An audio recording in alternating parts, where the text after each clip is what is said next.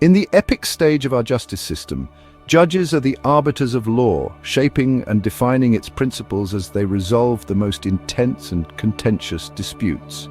Their power and authority are not self-evident, but are earned through the profound respect they command. This respect is rooted in the court's absolute integrity and unwavering commitment to fairness. If a court lacks integrity, public trust in its judgments would be undermined, threatening the very foundation of justice. The consequences would be dire, casting a shadow of doubt over every ruling and shaking the pillars of our legal system.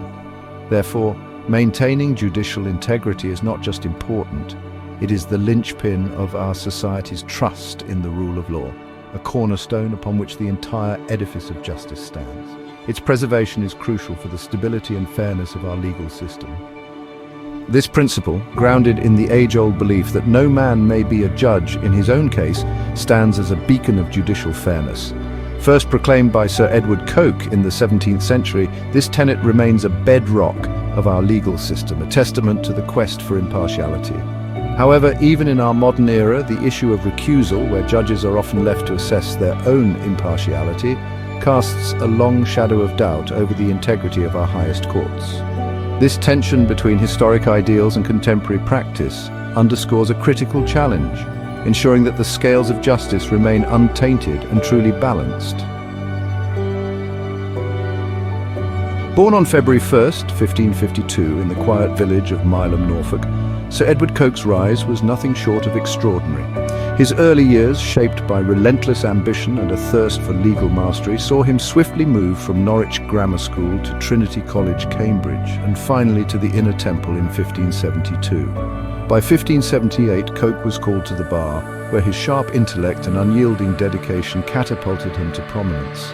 Coke's meteoric ascent was propelled by powerful allies, including his patron, Lord Burghley. As Attorney General, Coke was renowned for his fiery defence of the Crown's prerogative. Yet his zealous prosecution, exemplified by the trial of Sir Walter Raleigh, painted him as a figure of ruthless severity, even by the harsh standards of the 17th century. In 1606, Coke was appointed Chief Justice of the Court of Common Pleas, where his legal innovations etched his name into history. He stood resolute against royal encroachment, famously declaring that the king in his own person cannot adjudge any case. His fierce commitment to common law and the principle that no man may be a judge in his own case led him to challenge King James I, a defiant stand that would come at a great cost. Coke's unyielding stance set him on a collision course with the Court of Chancery, where his authority was directly challenged by Lord Chancellor Ellesmere and his royal backers. This power struggle marked the beginning of Coke's dramatic fall from grace. In 1616, under the machinations of Sir Francis Bacon and other court enemies, King James dismissed Coke from his Chief Justice role, accusing him of disrespect and interference. But Coke's troubles did not end there.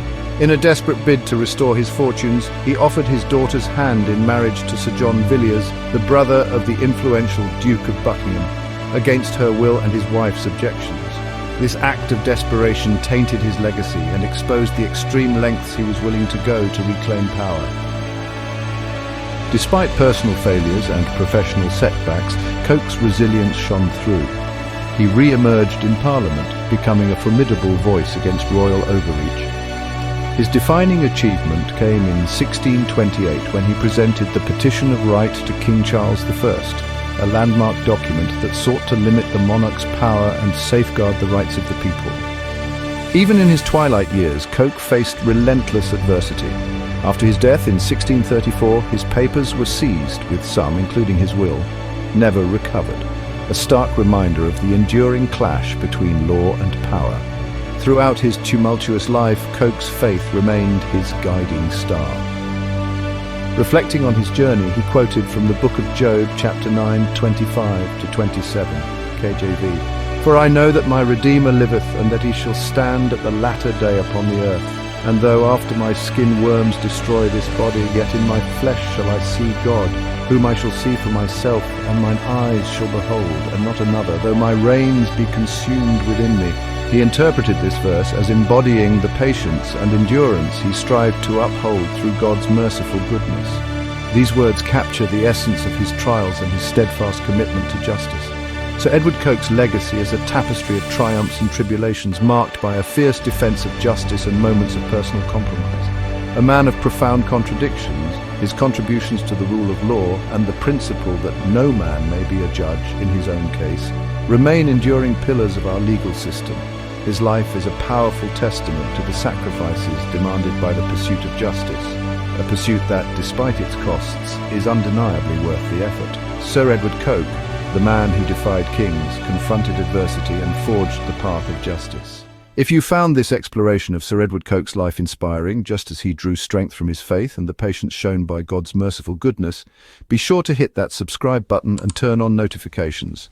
Join us as we continue to uncover more fascinating stories and historical insights. Thanks for watching, and we'll see you next time.